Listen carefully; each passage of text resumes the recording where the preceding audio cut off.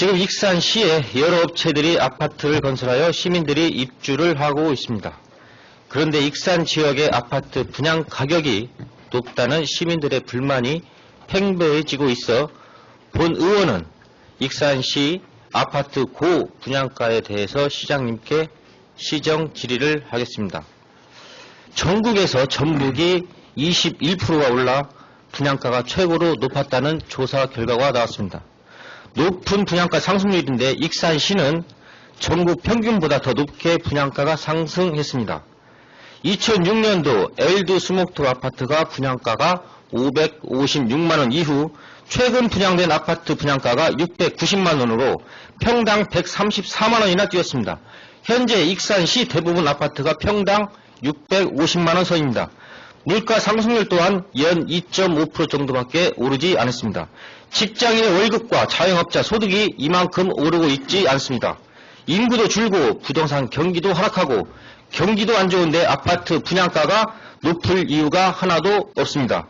왜 익산시 아파트 가격만 이렇게 많이 오르는지 답변해 주시기 바라겠습니다. 그것은 대한민국 전체적인 문제라고 봅니다. 아파트 분양 가격은 이 법령에서 정하는 겁니다. 그래서 택지 구입비 그리고 정부에서 정한 건축비를 더해서 산정하는 거고요. 택지비하고 기본 건축비가 그래서 분양가 심사위원회에서 결정하는 겁니다.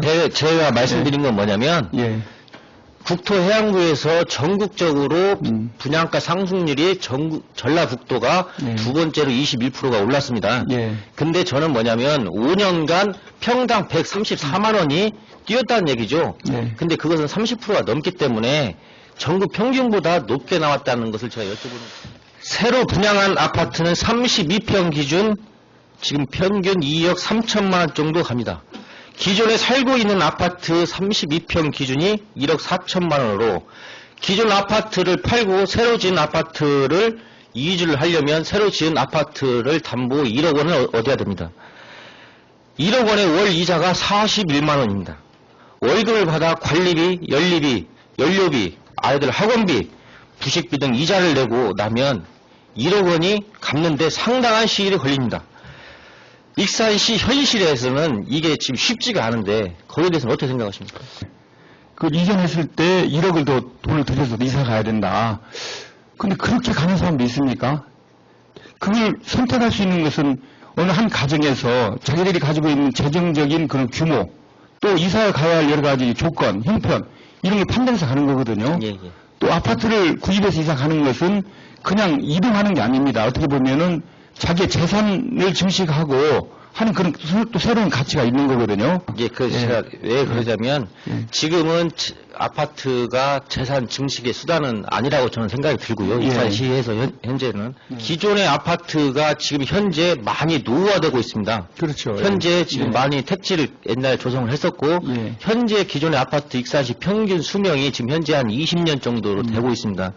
20년 정도면 아파트를 아이들이 크기도 하고 집이 작기 때문에 이주를 해야 되는데 근데 1억 원이라는 좀 부담이 좀 많이 들으니까 현찰로 1억을 갖고 있기가 쉽지가 않으니까 좀 분양가를 좀 낮춰주는 게 좋지 않겠냐는 저 의도에서 제가 여쭤보는 겁니다. 시장님이 임명하는 우리 아파트 분양가 심의위원회의 역할은 아파트 건설사에서 분양가를 책정해서 시에 제출하면 법적으로 문제가 없는지를 판단하여 분양가를 승인이나 유보 아니면 조정을 하는 기구인데 익산시 아파트 분양가 심의위원회에서는 아파트 분양가의 유보 결정을 내린 사례가 있는지 여쭤보고 싶습니다.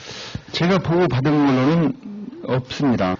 현재 전라북도에서는 단 한 건 있는 것 같아요. 이 유보 내린 게 한 건 있다고 말씀하셨는데 맞습니다. 전주시는 지난 8월 달에 아파트 분양가를 유보 결정을 했고 다음 9월 달에 다음 심의에서 분양가의 가격을 41만 원을 인하여 시민들에게 제공을 했습니다. 평당 41만 원입니다.